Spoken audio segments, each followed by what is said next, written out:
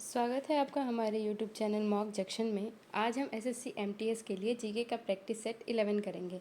इसके सारे question previous year question पे बेस्ड है और ये हमारे एग्ज़ाम में पूछे जाने के बहुत ज़्यादा चांसेस हैं। तो वीडियो में बने रहें और बताएं कि आपका कितना टोटल मार्क्स आ रहा है। वीडियो शुरू करने से पहले कुछ इंपॉर्टेंट बात करते हैं। जैसा कि पता है कि हमारा यूट्यूब चैनल मॉक जंक्शन है, इसका एप्लीकेशन प्ले स्टोर पे आ चुका है। आप मॉक जंक्शन टाइप करेंगे तो आपको प्ले स्टोर पे मॉक जंक्शन ऐप दिखेगा। इस पे टेस्ट पास अवेलेबल है सिर्फ 49 रुपये में। आपको 49 रुपये में यानी कि 49 रुपीज़ में 100 से ज़्यादा एग्ज़ाम के टेस्ट मिल जाएंगे, जिसे आप प्ले स्टोर से ऐप डाउनलोड करके और उस टेस्ट को लगा सकते हैं। इस टेस्ट में आपको एसएससी, रेलवे, एफकेट, सीडीएस बहुत सारे एग्ज़ाम के टेस्ट मिलेंगे 1 साल की वैलिडिटी के साथ। ज़्यादा जानकारी के लिए डिस्क्रिप्शन में जो नंबर शो हो रहा है उस पर व्हाट्सअप करके आप पूछ सकते हैं, या फिर लिंक में जो टेलीग्राम आईडी का डिस्क्रिप्शन दिया हुआ है @mockjunction हमारा टेलीग्राम आईडी है, उसको ज्वाइन करके भी आप जानकारी ले सकते हैं। तो चलिए वीडियो को शुरू करते हैं। हमारा पहला सवाल है, नाबार्ड का मुख्य कार्य क्या है? नाबार्ड का मुख्य कार्य क्या है? हमारे ऑप्शंस है शहरी बैंकिंग, उद्योग ऋण सहायता, ग्रामीण विकास और कृषि वित्त पोषण, शेयर बाजार नियंत्रण। तो बताइए इसका राइट आंसर क्या होगा? इसका राइट आंसर होगा ग्रामीण विकास और कृषि वित्त पोषण। इसका राइट आंसर होगा ऑप्शन सी, ग्रामीण विकास और कृषि वित्त पोषण। नाबार्ड का मतलब क्या होता है? नाबार्ड का मतलब फुल फॉर्म होता है नाबार्ड का, national bank for agriculture and rural development, यानी राष्ट्रीय कृषि और ग्रामीण विकास बैंक। इसका मतलब क्या है कि नाबार्ड ग्रामीण क्षेत्रों के विकास और कृषि आधारित परियोजनाओं के लिए वित्तीय सहायता प्रदान करता है। यानी कि इसका जो मेन काम है वो क्या करता है? राष्ट्रीय कृषि और ग्रामीण विकास बैंक जो है वो ऋण के लिए यानी कि कर्ज के लिए सहायता प्रदान करता है। किस लिए? ग्रामीण विकास और कृषि विकास के लिए, जिससे अर्थव्यवस्था को क्या है, ये बढ़ावा देता है। इसकी स्थापना 1982 ईस्वी में हुई थी। इसकी स्थापना 1982 ईस्वी में संसद के एक अधिनियम द्वारा की गई थी। चलिए आगे बढ़ते हैं और नेक्स्ट क्वेश्चन को देखते हैं। हमारा नेक्स्ट क्वेश्चन है, हर्यक वंश का संस्थापक कौन था? हर्यक वंश का संस्थापक कौन था? हमारे ऑप्शंस हैं अजातशत्रु, बिंबिसार, उदयन, शिशुनाग। तो बताइए इसका राइट आंसर क्या होगा? इसका राइट आंसर होगा बिंबिसार। इसका राइट आंसर होगा ऑप्शन बी, बिंबिसार। बिंबिसार ने हर्यक वंश की स्थापना की थी और वह मगध साम्राज्य का एक शक्तिशाली शासक था। क्या था कि प्राचीन भारत का एक राजवंश था जो मगध पर शासन करता था। कौन सा? हर्यक वंश। हर्यक वंश जो है प्राचीन भारत का एक राजवंश था जो कि मगध पर शासन करता था, और ये 1544 ईसा पूर्व से 412 ईसा पूर्व तक इसने शासन किया था। 1544 ईसा पूर्व से 412 ईसा पूर्व तक इसने शासन किया था। और इसकी राजधानी पहले गिरिवर्ज, जिसका पुराना नाम राजगृह था, जिसको अब राजगीर कहते हैं, और फिर पाटलिपुत्रा यानी कि जो आधुनिक पटना है वो थी। चलिए आगे बढ़ते हैं और नेक्स्ट क्वेश्चन को देखते हैं। हमारा नेक्स्ट क्वेश्चन है, संविधान के किस अनुच्छेद में धर्म की स्वतंत्रता की गारंटी दी गई है? संविधान के किस अनुच्छेद में धर्म की स्वतंत्रता की गारंटी दी गई है? हमारे ऑप्शंस हैं अनुच्छेद 14, अनुच्छेद 19, अनुच्छेद 25 और अनुच्छेद 32। तो बताइए इसका सही जवाब क्या होगा? इसका सही जवाब होगा अनुच्छेद 25। इसका सही जवाब होगा ऑप्शन सी, अनुच्छेद 25। आर्टिकल 25 में भारत में सभी नागरिकों को धर्म की स्वतंत्रता प्रदान करता है। आर्टिकल 25 भारत में सभी नागरिकों को धर्म की स्वतंत्रता प्रदान करता है, यानी कोई भी व्यक्ति किसी भी धर्म को अपना सकता है और व्यवस्थित तरीके से अपने धर्म का प्रचार कर सकता है, अपने धर्म को मान सकता है, अपने धर्म का पालन कर सकता है। चलिए आगे बढ़ते हैं और नेक्स्ट क्वेश्चन को देखते हैं। किस खनिज को ब्राउन गोल्ड के नाम से जाना जाता है? किस खनिज को ब्राउन गोल्ड के नाम से जाना जाता है? हमारे ऑप्शंस हैं कोयला, पेट्रोलियम, लिग्नाइट और बॉक्साइट। तो बताइए इसका राइट आंसर क्या होगा? इसका राइट आंसर होगा लिग्नाइट। इसका राइट आंसर होगा ऑप्शन सी, लिग्नाइट। लिग्नाइट कोयले का एक निम्न श्रेणी का प्रकार है जिसे ब्राउन गोल्ड कहा जाता है। इसको ब्राउन डायमंड भी कहा जाता है। ब्राउन गोल्ड को ब्राउन डायमंड भी कहा जाता है। और ये क्या है? ये प्रमुख ऊर्जा का स्रोत है। इसका उपयोग ऊर्जा के स्रोत के रूप में किया जाता है। चलिए आगे बढ़ते हैं, नेक्स्ट क्वेश्चन को देखते हैं। हमारा नेक्स्ट क्वेश्चन है, न्यायपालिका की स्वतंत्रता किस प्रकार के शासन का लक्षण है? न्यायपालिका की स्वतंत्रता किस प्रकार के शासन का लक्षण है? हमारे ऑप्शन है संघात्मक, एकात्मक, निरंकुश और अधन्यकावादी। बताइए इसका राइट आंसर क्या होगा? इसका राइट आंसर होगा संघात्मक। इसका राइट आंसर होगा संघात्मक। ऑप्शन ए, संघात्मक शासन प्रणाली में न्यायपालिका स्वतंत्र होती है ताकि दोनों स्तरों की सरकारों का बीच निष्पक्षता बनी रहे। यानी कि एक स्वतंत्र और लोकतांत्रिक शासन प्रणाली का एक महत्वपूर्ण लक्षण है क्या? न्यायपालिका की स्वतंत्रता। न्यायपालिका की स्वतंत्रता जो है एक स्वतंत्र और लोकतांत्रिक शासन प्रणाली का एक महत्वपूर्ण लक्षण है। ये जो है ये सुनिश्चित करता है कि न्यायपालिका सरकार का अन्य शाखाओं का क्या मतलब, विधायिका और कार्यपालिका से स्वतंत्र होकर काम करे बिना किसी बाहरी दबाव या प्रभाव के। चलिए आगे बढ़ते हैं और अपने नेक्स्ट क्वेश्चन को देखते हैं। हमारा नेक्स्ट क्वेश्चन है, किस राज्य में सैटेलाइट वैली राष्ट्रीय उद्यान स्थित है? किस राज्य में सैटेलाइट वैली राष्ट्रीय उद्यान स्थित है? हमारे ऑप्शन है तमिलनाडु, केरल, कर्नाटक और आंध्र प्रदेश। तो बताइए इसका राइट आंसर क्या होगा? इसका राइट आंसर होगा केरल। इसका राइट आंसर होगा option B Kerala. Satellite valley national park पश्चिमी घाट के केरल राज्य में स्थित है और जैव विविधता के लिए प्रसिद्ध है। पलक्कड़ जिला में, केरल के पलक्कड़ जिला में ये जो है स्थित है। यह नीलगिरी पहाड़ियों में स्थित है और दक्षिण पश्चिमी घाट के क्या है, वनों और उष्णकटिबंधीय नामक सदाबहार वनों में एक महत्वपूर्ण हिस्सा है। आप जो है कमेंट में ज़रूर बताइएगा कि आपका कितना आंसर सही हो रहा है इस मॉक में। चलिए आगे बढ़ते हैं और नेक्स्ट क्वेश्चन को देखते हैं। मैग्नेसाइट किस धातु का स्रोत है? मैग्नेसाइट किस धातु का स्रोत है? हमारे ऑप्शन है मैग्नीशियम, एल्युमिनियम, आयरन और कॉपर। तो बताइए इसका राइट आंसर क्या होगा? इसका राइट आंसर होगा मैग्नीशियम। इसका राइट आंसर होगा option A magnesium. Magnesium magnesite का एक मुख्य खनिज स्रोत है।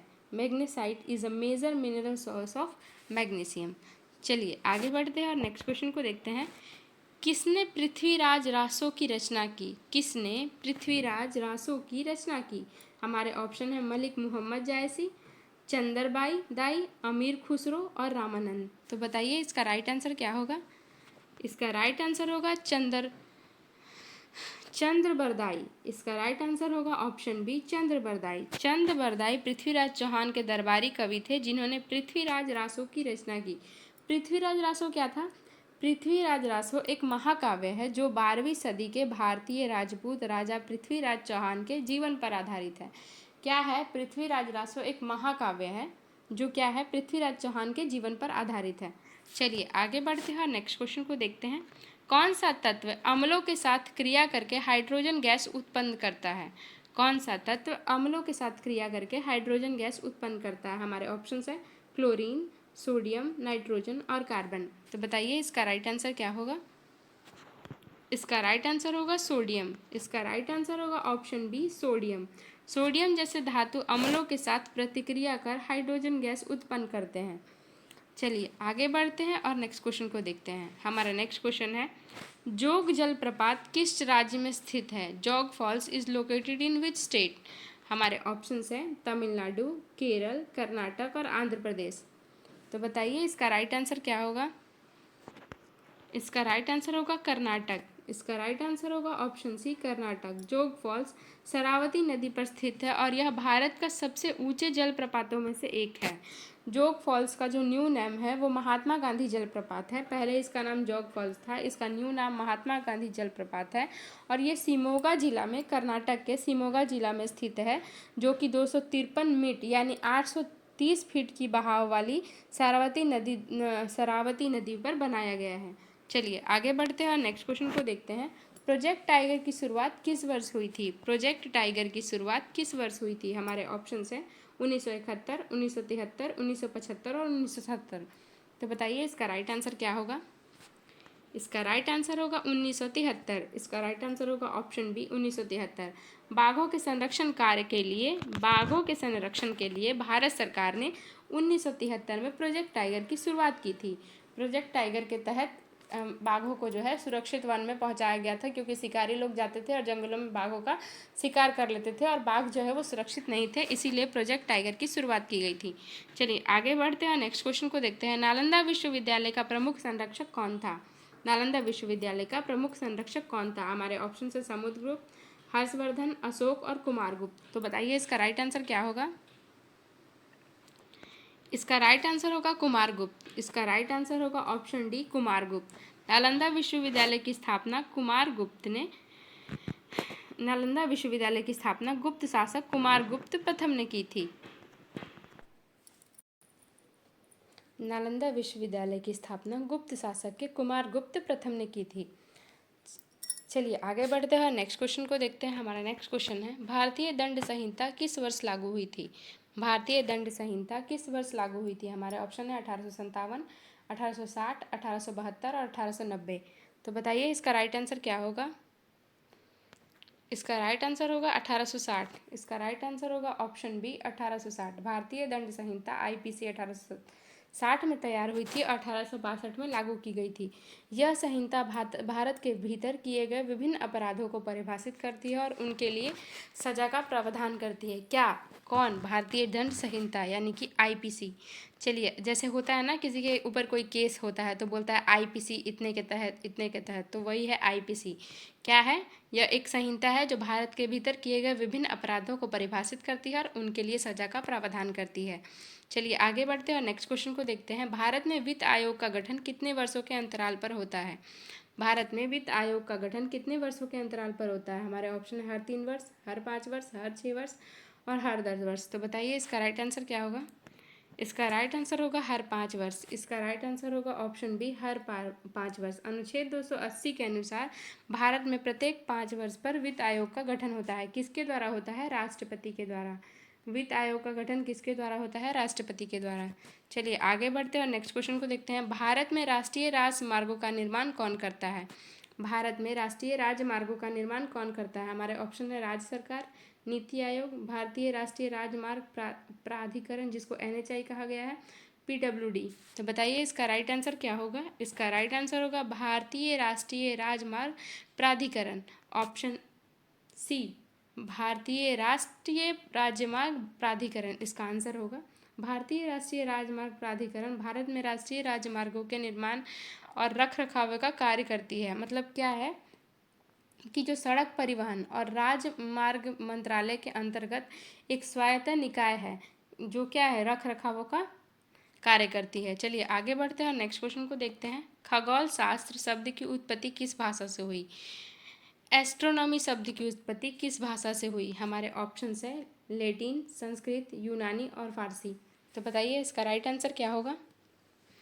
इसका राइट आंसर होगा यूनानी। इसका राइट आंसर होगा ऑप्शन सी, यूनानी। एस्ट्रोनॉमी शब्द यूनानी भाषा के एस्ट्रॉन यानी तारा और नॉमस नियम से बना है, ग्रीक भाषा के, जिसका मतलब क्या होता है? तारों का कानून या तारों की व्यवस्था। क्या होता है? तारों का कानून या तारों की व्यवस्था। चलिए आगे बढ़ते हैं और नेक्स्ट क्वेश्चन को देखते हैं। माउंट एटना ज्वालामुखी किस देश में स्थित है? माउंट एटना ज्वालामुखी किस देश में स्थित है? हमारे ऑप्शन है ग्रीस, इटली, इंडोनेशिया और जापान। तो बताइए इसका राइट आंसर क्या होगा? इसका राइट आंसर होगा इटली। इसका राइट आंसर होगा option B, Italy. Mount Etna Europe का सबसे सक्रिय ज्वालामुखी है और यह इटली के सिसिली द्वीप पर स्थित है। चलिए आगे बढ़ते हैं और नेक्स्ट क्वेश्चन को देखते हैं। फ्रांसीसी क्रांति किस वर्ष में हुई थी? फ्रांसीसी क्रांति किस वर्ष में हुई थी? हमारे ऑप्शंस हैं 1776, 1789, 1804 और 1757। तो बताइए इसका राइट आंसर क्या होगा? इसका राइट आंसर होगा 1789। इसका राइट आंसर होगा ऑप्शन बी, 1789। फ्रांस में 1789 में राजशाही के खिलाफ क्रांति हुई थी जिसे फ्रांसीसी क्रांति कहा गया और ये 1799 तक चली थी। राजशाही मतलब राजों का ही सिर्फ यहाँ पे राज होता है। जब राजा डेथ करता था तो उसका बेटा, फिर उसका बेटा ही राज करता था। हर चीज़ों पे टैक्स था, लोगों को खाना तक मुश्किल हो गया था, इसीलिए फ्रांसीसी क्रांति की शुरुआत हुई थी। चलिए आगे बढ़ते हैं, नेक्स्ट क्वेश्चन को देखते हैं। भारत में पंचायती राज व्यवस्था की शुरुआत कब हुई थी? भारत में पंचायती राज व्यवस्था की शुरुआत कब हुई थी? 1950, 1959, 1962 और 1971। तो बताइए इसका राइट आंसर क्या होगा? इसका राइट आंसर होगा 1959। इसका राइट आंसर होगा ऑप्शन बी, 1959। पंचायती राज की शुरुआत 2 अक्टूबर 1959 को राजस्थान के नागौर जिले में हुई थी। चलिए आगे बढ़ते हैं और नेक्स्ट क्वेश्चन को देखते हैं। किस युद्ध के बाद अकबर ने राणा प्रताप को हराया था? किस युद्ध के बाद अकबर ने राणा प्रताप को हराया था? हमारे ऑप्शन है हल्दीघाटी युद्ध, खनावा युद्ध, पानीपत का तीसरा युद्ध, चित्तौड़ की घेराबंदी। तो बताइए इसका राइट आंसर क्या होगा। इसका राइट आंसर होगा हल्दी घाटी युद्ध। इसका राइट आंसर होगा ऑप्शन ए हल्दी घाटी युद्ध। हल्दी घाटी युद्ध को 1576 में हुआ था, जिसमें अकबर की सेना ने महाराणा प्रताप को पराजित किया था। कब हुआ था? 1576 में। चलिए आगे बढ़ते हैं, नेक्स्ट क्वेश्चन को देखते हैं। अशोक की शिलालेख किस लिपि में लिखे गए हैं? अशोक के शिलालेख किस लिपि में लिखे गए हैं? हमारे ऑप्शन है ब्राह्मी, खरोष्टी, नागरी और देवनागरी। तो बताइए इसका राइट आंसर क्या होगा। इसका राइट आंसर होगा ब्राह्मी। इसका राइट आंसर होगा ऑप्शन ए ब्राह्मी। अधिकांश अशोक के शिलालेख ब्राह्मी लिपि में लिखे हुए हैं। चलिए आगे बढ़ते हैं, नेक्स्ट क्वेश्चन को देखते हैं। खजुराहो के मंदिर किस वंश द्वारा बनाए गए थे? खजुराहो के मंदिर किस वंश द्वारा बनाए गए थे? हमारे ऑप्शन है चोल वंश, चंदेल वंश, पाल वंश और राष्ट्रकूट वंश। तो बताइए इसका राइट आंसर क्या होगा। इसका राइट आंसर होगा चंदेल वंश। इसका राइट आंसर होगा ऑप्शन बी चंदेल वंश। मध्य प्रदेश के खजुराहो मंदिर चंदेल शासकों द्वारा 9वीं से 11वीं शताब्दी के बीच बनाए गए थे। खजुराहो मंदिर कहाँ है? छतरपुर जिले में स्थित है। ये मध्य प्रदेश के छतरपुर जिले में स्थित है और हिंदू और जैन धर्म के मंदिरों का एक समूह है। ये मंदिर अपनी नागर शैली की वास्तुकला और कामुक मूर्तियों के लिए प्रसिद्ध है और इसको यूनेस्को की विश्व धरोहर स्थल भी मानी गई है। चलिए आगे बढ़ते हैं, नेक्स्ट क्वेश्चन को देखते हैं। मीनाक्षी मंदिर कहाँ स्थित है? मीनाक्षी मंदिर कहाँ स्थित है? हमारे ऑप्शन हैं मदुरई, चेन्नई, कोयम्बटूर और तंजावुर। तो बताइए इसका राइट आंसर क्या होगा। इसका राइट आंसर होगा मदुरई। इसका राइट आंसर होगा मदुरई, ऑप्शन ए। मीनाक्षी मंदिर तमिलनाडु के मदुरई शहर में स्थित है और यह द्रविड़ शैली का उत्कृष्ट उदाहरण है। तमिलनाडु राज्य के मदुरई शहर में स्थित है ये मंदिर। भगवान शिव जिसको सुंदरेश्वर के रूप में और देवी पार्वती जिसको मीनाक्षी के रूप में ये मंदिर समर्पित है। चलिए आगे बढ़ते हैं, नेक्स्ट क्वेश्चन को देखते हैं। यक्षगान किस राज्य का एक पारंपरिक लोक नाट्य है? यक्षगान किस राज्य का एक पारंपरिक लोक नाट्य है? हमारे ऑप्शंस हैं केरल, कर्नाटक, महाराष्ट्र और आंध्र प्रदेश। तो बताइए इसका राइट आंसर क्या होगा। इसका राइट आंसर होगा कर्नाटक। इसका राइट आंसर होगा ऑप्शन बी कर्नाटक। यक्षगान कर्नाटक का पारंपरिक लोक नाट्य है जिसमें गीत, नृत्य और संवाद होते हैं। एक नाटक टाइप का पेश किया जाता है जिसमें गाना भी होता है, नृत्य भी होता है और संवाद यानी बातचीत भी होती है। चलिए आगे बढ़ते हैं और नेक्स्ट क्वेश्चन को देखते हैं। बम्बू डांस भारत के किस राज्य से संबंधित है? ये बॉम्बे डांस मिसप्रिंट हो गया है, यहाँ पे होगा बम्बू डांस भारत के किस राज्य से संबंधित है? मणिपुर, मिजोरम, नागालैंड और असम। देखिए इंग्लिश में लिखा हुआ है बम्बू डांस। तो बताइए इसका राइट आंसर क्या होगा। इसका राइट आंसर होगा मिजोरम। इसका राइट आंसर होगा ऑप्शन बी मिजोरम। बम्बू यानी बाँस, बम्बू यानी बाँस। चेराव डांस जिसे बम्बू डांस भी कहा जाता है मिजोरम की पारंपरिक नृत्य शैली है। बम्बू डांस ये को चेराव डांस भी कहा जाता है और ये मिजोरम की क्या है? पारंपरिक नृत्य शैली है। बांस को लेके यहाँ लोग डांस करते हैं। चलिए आगे बढ़ते हैं, नेक्स्ट क्वेश्चन को देखते हैं। थांगता नृत्य किस राज्य से संबंधित है और किसके लिए प्रसिद्ध है? थांगता, थांग अलग है, सॉरी, थांग अलग है और ता अलग है। थांगता नृत्य किस राज्य से संबंधित है और किसके लिए प्रसिद्ध है? हमारे ऑप्शन है मणिपुर युद्ध कला, नागालैंड कृषि, मिजोरम शिकार और त्रिपुरा शांति गीत। तो बताइए इसका राइट आंसर क्या होगा। इसका राइट आंसर होगा मणिपुर युद्ध कला। इसका राइट आंसर होगा ऑप्शन ए मणिपुर युद्ध कला। थांगता मणिपुर की एक पारंपरिक युद्ध कला आधारित नृत्य शैली है। इसमें लोग तलवार और भाले की कला के रूप में इसको प्रदर्शित करते हैं। तलवार और भाले को कला दिखाते हैं थांगता नृत्य के अंतर्गत। चलिए आगे बढ़ते हैं, नेक्स्ट क्वेश्चन को देखते हैं। किराना घराना के संस्थापक कौन माने जाते हैं? किराना घराना के संस्थापक कौन माने जाते हैं? हमारे ऑप्शंस हैं उस्ताद इनायत हुसैन खान, उस्ताद अब्दुल करीम खान, पंडित भीमसेन जोशी, उस्ताद आमिर खान। आमिर खान हीरो नहीं, ये पुराने वाले उस्ताद आमिर खान। तो बताइए इसका राइट आंसर क्या होगा। इसका राइट आंसर होगा उस्ताद अब्दुल करीम खान। इसका राइट आंसर होगा ऑप्शन बी उस्ताद अब्दुल करीम खान। किराना घराना की स्थापना उस्ताद अब्दुल करीम खान और उस्ताद अब्दुल वहीद खान ने की थी। किराना घराना क्या हुआ? जैसे बोला जाता है ना राज घराना, उस तरह का हो गया घराना। किराना घराना का मतलब क्या हुआ कि भारतीय शास्त्रीय संगीत का एक महत्वपूर्ण घराना। क्या किसका? राजाओं का घराना हो जाता है ना, राजघराना। उसी तरह से भारतीय शास्त्रीय संगीत का एक महत्वपूर्ण घराना जो अपनी मधुर और भक्तिपूर्ण और गहन गायकी के लिए जाना जाता है। चलिए आगे बढ़ते हैं और नेक्स्ट क्वेश्चन को देखते हैं। बनारस घराना किस वाद्य यंत्र या शैली से जुड़ा है? देखिए फिर आ गया घराना। बनारस घराना किस वाद्य यंत्र या शैली से जुड़ा हुआ है? हमारे ऑप्शन है सितार, तबला, मृदगम और सारंगी। तो बताइए, जैसे राज घराना हो गया, किराना घराना हो गया, उसी तरह से बनारस घराना हो गया। तो इसका राइट आंसर होगा तबला। इसका राइट आंसर होगा ऑप्शन बी तबला। बनारस घराना तबला वादन के लिए प्रसिद्ध है, जिसे राम सहाय जी ने स्थापित किया था। किसने स्थापित किया था? राम सहाय जी ने। चलिए आगे बढ़ते हैं और नेक्स्ट क्वेश्चन को देखते हैं। उज्ज्वला योजना का उद्देश्य क्या है? उज्ज्वला योजना का उद्देश्य क्या है? हमारे ऑप्शंस हैं ग्रामीण महिलाओं को निःशुल्क शिक्षा देना, ग्रामीण क्षेत्रों में एलपीजी कनेक्शन प्रदान करना, महिलाओं को ऋण की सुविधा देना, महिलाओं को कौशल प्रशिक्षण देना। तो बताइए इसका राइट आंसर क्या होगा? इसका राइट आंसर होगा ग्रामीण क्षेत्रों में जो एलपीजी कनेक्शन प्रदान करना। ऑप्शन बी, ग्रामीण क्षेत्रों में एलपीजी कनेक्शन प्रदान करना।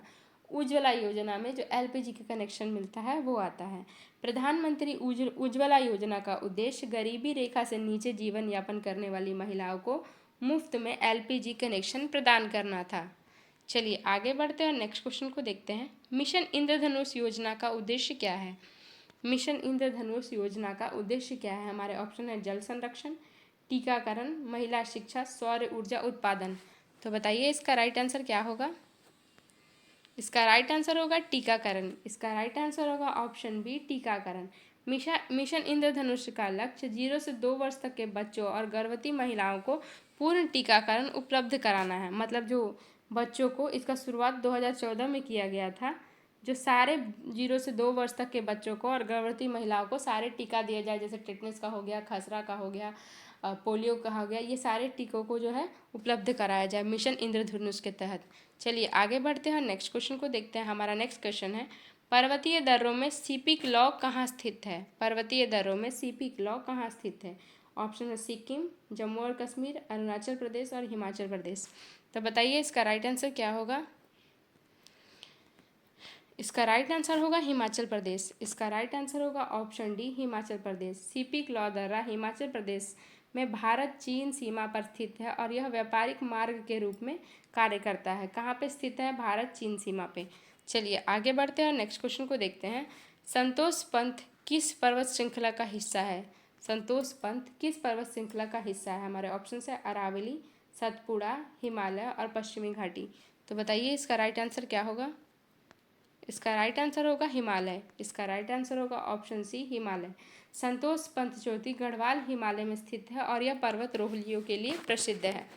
चलिए आगे बढ़ते हैं, नेक्स्ट क्वेश्चन को देखते हैं। गोदान उपन्यास के लेखक कौन थे? गोदान उपन्यास के लेखक कौन थे? ऑप्शन है हरिवंश राय बच्चन, मुंशी प्रेमचंद, महादेवी वर्मा और सूर्यकांत त्रिपाठी निराला। तो बताइए इसका राइट आंसर क्या होगा? इसका राइट आंसर होगा मुंशी प्रेमचंद्र। इसका राइट आंसर होगा मुंशी प्रेमचंद्र। गोदान मुंशी प्रेमचंद्र की अंतिम और सबसे प्रसिद्ध सामाजिक उपन्यासों में से एक है। आपके लिए मेरा सवाल है कि मुंशी प्रेमचंद्र के किन्हीं 2 उपन्यासों का नाम हमारे कमेंट में बताइए। चलिए आगे बढ़ते हैं और नेक्स्ट क्वेश्चन को देखते हैं। गाइड उपन्यास किसने लिखा था? गाइड उपन्यास किसने लिखा था? हमारे ऑप्शन है R.K. नारायण, चेतन भगत, विक्रम सेठ और अरुंधति राय। तो बताइए इसका राइट आंसर क्या होगा? इसका राइट आंसर होगा R.K. नारायण। इसका राइट आंसर होगा option A R.K. Narayan. The guide R.K. Narayan द्वारा लिखित प्रसिद्ध उपन्यास है, जिस पर एक फिल्म भी बनी है। एक फिल्म भी बनी है गाइड, द गाइड नाम की। और ये जो उपन्यास है वो अंग्रेजी में लिखा गया था। चलिए आगे बढ़ते हैं, नेक्स्ट क्वेश्चन को देखते हैं। हमारा नेक्स्ट क्वेश्चन है, सायोक नदी किस प्रमुख नदी की सहायक नदी है? सायोक नदी किस प्रमुख नदी की सहायक नदी है? हमारे ऑप्शंस हैं सिंधु, गंगा, ब्रह्मपुत्र और सतलुज। तो बताइए इसका राइट आंसर क्या होगा? इसका राइट आंसर होगा सिंधु। इसका राइट आंसर होगा ऑप्शन ए सिंधु। सायोक नदी लद्दाख क्षेत्र में बहती है और यह सिंधु नदी के एक प्रमुख दाहिनी सहायक नदी है। इसका उद्गम सियाचिन ग्लेशियर के पास होता है और यह नुब्रा नदी को भी अपने में समाहित करती है। चलिए आगे बढ़ते हैं, नेक्स्ट क्वेश्चन को देखते हैं। हमारा नेक्स्ट क्वेश्चन है, नंदनकानन जूलॉजिकल पार्क कहाँ स्थित है? नंदनकानन जूलॉजिकल पार्क कहाँ स्थित है? हमारे ऑप्शंस हैं पश्चिम बंगाल, उड़ीसा, मध्य प्रदेश और असम। तो बताइए इसका राइट आंसर क्या होगा? इसका राइट आंसर होगा उड़ीसा। इसका राइट आंसर होगा ऑप्शन बी उड़ीसा।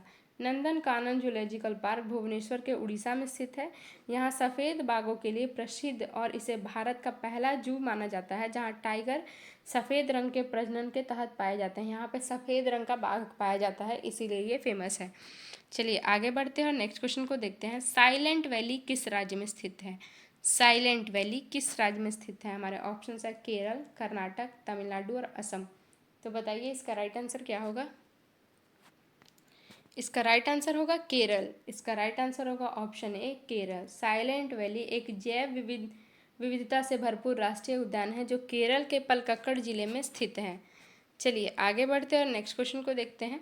इसमें क्या है कि इस राष्ट्रीय उद्यान में वनस्पति और जीवों की कुछ दुर्लभ प्रजातियां भी पाई जाती हैं। चलिए आगे बढ़ते हैं, नेक्स्ट क्वेश्चन को देखते हैं। चौल वंश के प्रसिद्ध शासक राजराज चौल ने किस मंदिर का निर्माण करवाया था? हमारे ऑप्शन है कांची कैलाशनाथ मंदिर, बृहदेश्वर मंदिर, राधा गोविंद मंदिर और सोमनाथ मंदिर। तो बताइए इसका राइट आंसर क्या होगा? इसका राइट आंसर होगा बृहदेश्वर मंदिर। इसका राइट आंसर होगा ऑप्शन बी बृहदेश्वर मंदिर। राजा चौल ने तंजावुर में स्थित बृहदेश्वर मंदिर का निर्माण 11वीं सदी में कराया था। चलिए आगे बढ़ते हैं, नेक्स्ट क्वेश्चन को देखते हैं। हमारा नेक्स्ट क्वेश्चन है, कूका आंदोलन किस धर्म समुदाय से संबंधित था? कूका आंदोलन हमारे ऑप्शन है जैन, मुस्लिम, सिख और बौद्ध। तो बताइए इसका राइट आंसर क्या होगा? इसका राइट आंसर होगा सिख। इसका राइट आंसर होगा ऑप्शन सी सिख। कूका आंदोलन 19वीं शताब्दी में पंजाब के सिख समुदाय द्वारा ब्रिटिश शासन और सामाजिक बुराइयों के खिलाफ शुरू किया गया था। इसका नाम जो है नामधारी आंदोलन भी था। इसका नाम नामधारी आंदोलन भी था और ये जो है 19वीं शताब्दी में सिख धर्म में सुधार करना और ब्रिटिश शासन का विरोध करने के लिए शुरू किया गया था। चलिए आगे बढ़ते हैं, नेक्स्ट क्वेश्चन को देखते हैं। संयुक्त राष्ट्र का मुख्यालय कहाँ स्थित है? संयुक्त राष्ट्र का मुख्यालय कहाँ स्थित है? हमारे ऑप्शन है जिनेवा, न्यूयॉर्क, पेरिस और वियना। तो बताइए इसका राइट आंसर क्या होगा? इसका राइट आंसर होगा न्यूयॉर्क। इसका राइट आंसर होगा ऑप्शन बी न्यूयॉर्क। संयुक्त राष्ट्र का मुख्यालय अमेरिका के न्यूयॉर्क शहर में स्थित है। चलिए आगे बढ़ते हैं, नेक्स्ट क्वेश्चन को देखते हैं। टोटो जनजाति भारत के किस राज्य में पाई जाती है? एक होता है ना टोटो ऑटो बैटरी वाला, ये है टोटो जनजाति। टोटो जनजाति भारत के किस राज्य में पाई जाती है? हमारे ऑप्शंस हैं उड़ीसा, पश्चिम बंगाल, त्रिपुरा और असम। तो बताइए इसका राइट आंसर क्या होगा?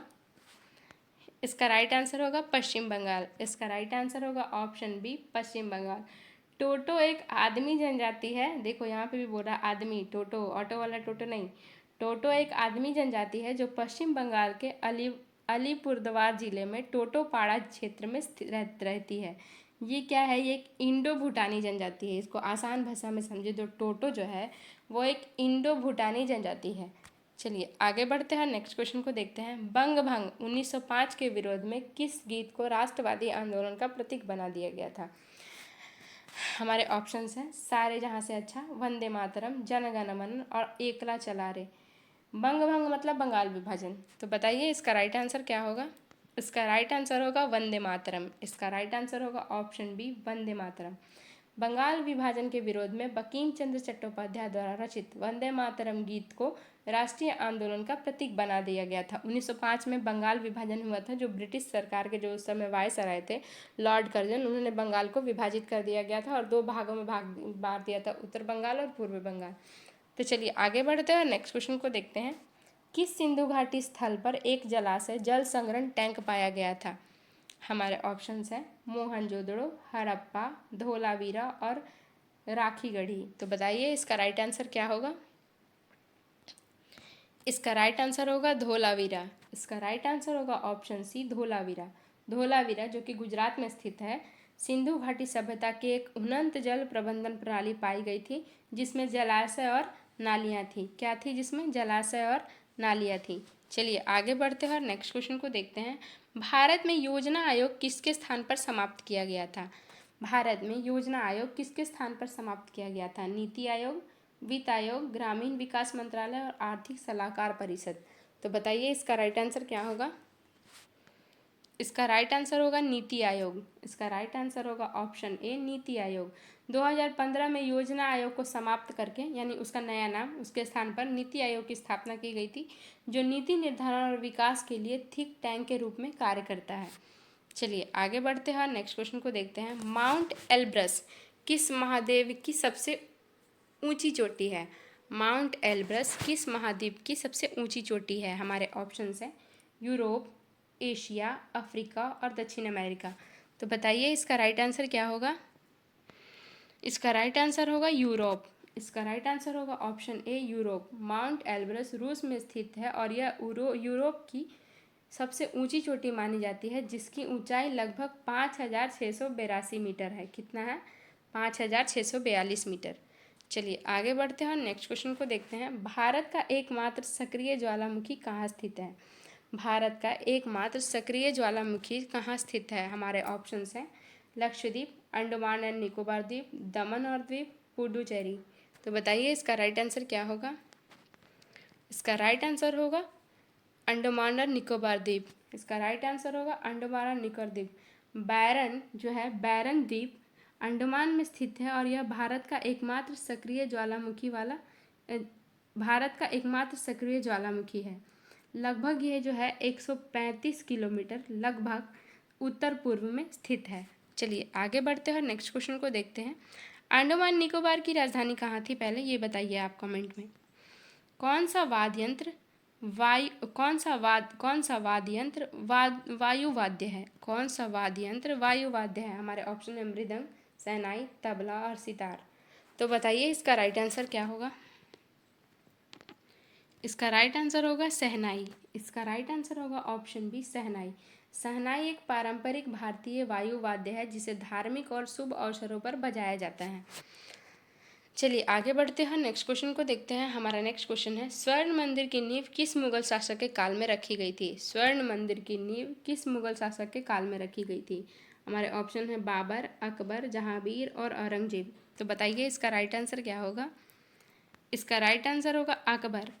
इसका राइट आंसर होगा ऑप्शन बी अकबर। अकबर। स्वर्ण मंदिर का नींव किस मुगल शासक के काल में रखी गई थी? तो क्या होगा इसका राइट आंसर? अकबर। अकबर के शासनकाल में गुरु रामदास जी के समय स्वर्ण मंदिर की नींव रखी गई थी। चलिए आगे बढ़ते हैं और नेक्स्ट क्वेश्चन को देखते हैं। हमारा नेक्स्ट क्वेश्चन है, हवा महल किस वास्तुकला शैली से निर्मित है? हवा महल किस वास्तुकला शैली से निर्मित है? हमारे ऑप्शन है द्रविड़ शैली, नागर शैली, राजपूत शैली और इंडो इस्लामिक शैली। तो बताइए इसका राइट आंसर क्या होगा? इसका राइट आंसर होगा राजपूत शैली। इसका राइट आंसर होगा ऑप्शन सी राजपूत शैली। हवा महल जयपुर में स्थित है। कहाँ पे स्थित है? जयपुर में। हवा महल जयपुर में स्थित है और यह राजपूत वास्तुकला का एक उत्कृष्ट उदाहरण है। चलिए आगे बढ़ते हैं और नेक्स्ट क्वेश्चन को देखते हैं। यह हमारा लास्ट क्वेश्चन है, मृदा संरक्षण के लिए कौन सा उपाय सबसे उपयुक्त है? मृदा संरक्षण यानी मिट्टी के बचाव के लिए कौन सा उपाय सबसे उपयुक्त है? ऑप्शन से अधिक जल सिंचाई, ढलानों की जुताई, वृक्षारोपण और रासायनिक खादों का प्रयोग। तो बताइए इसका राइट आंसर क्या होगा?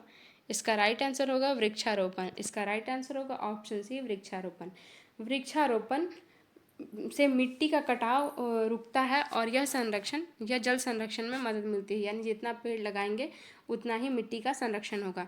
तो ये रहे हमारे जीके के कुछ इंपॉर्टेंट क्वेश्चन। अगर आपको वीडियो अच्छा लगे तो हमारे चैनल मॉक जंक्शन को लाइक करें, सब्सक्राइब करें, शेयर करें और सपोर्ट करें। वीडियो का PDF पाने के लिए आप हमारे टेलीग्राम चैनल को ज्वाइन करके इस वीडियो का PDF ले सकते हैं। हमारा टेलीग्राम चैनल है @mocjunction। बाकी मिलते हैं नेक्स्ट वीडियो में। वीडियो अच्छा लगे तो हमारे चैनल को लाइक, सब्सक्राइब और सपोर्ट